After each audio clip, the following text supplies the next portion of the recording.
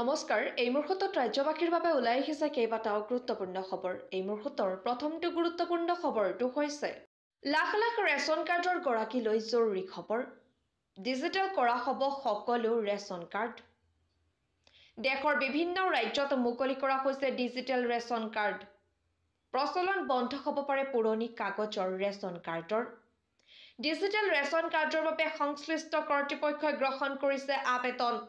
অনলাইনত প্ৰপত্ৰ সংগ্ৰহ কৰি জমা দিব লাগিব অফলাইনত জমা দিব লাগিব লগতে প্ৰয়োজনীয় নথি বৈধ মোবাইল নম্বৰ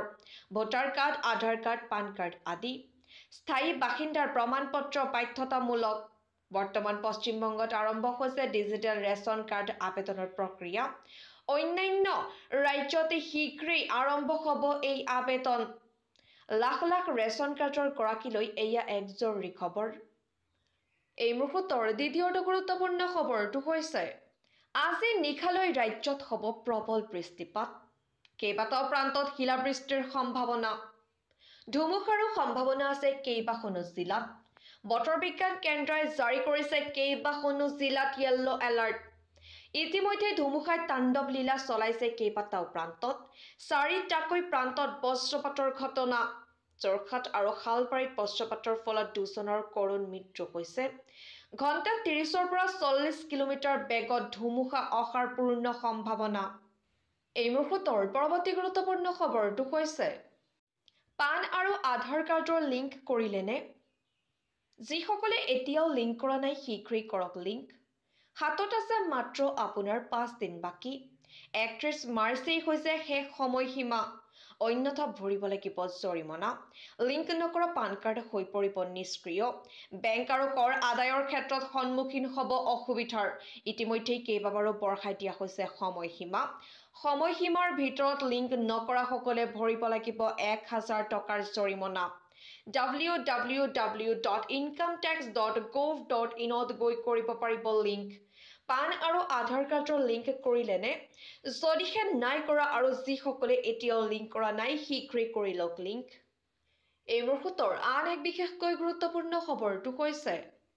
19 এপ্ৰিলৰ ভোট গ্ৰহণলৈ মাজত মাত্ৰ কেইটামান দিন বাকী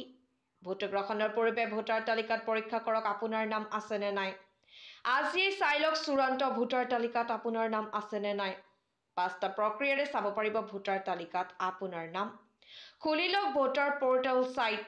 আপোনাৰ নাম ঠিকনা আৰু জন্মৰ তাৰিখেৰে সন্ধান কৰক সবিশেষ ভোটাৰ কাৰ্ডৰ নম্বৰৰ জৰিয়তেও লাভ কৰিব সন্ধান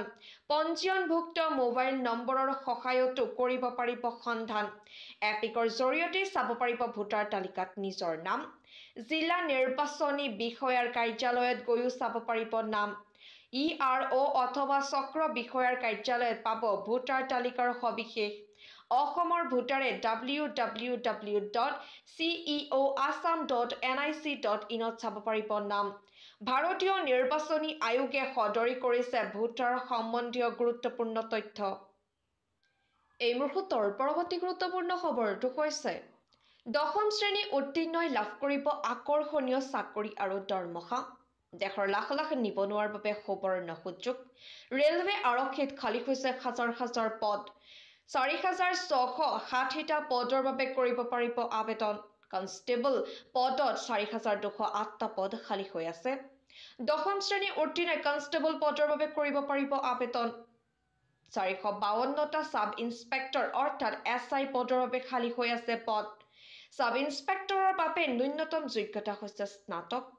১৫ এপ্ৰিলৰ পৰা কৰিব পাৰিব আবেদন ১৪ মে ২০২৪ৰ ভিতৰত কৰক আবেদন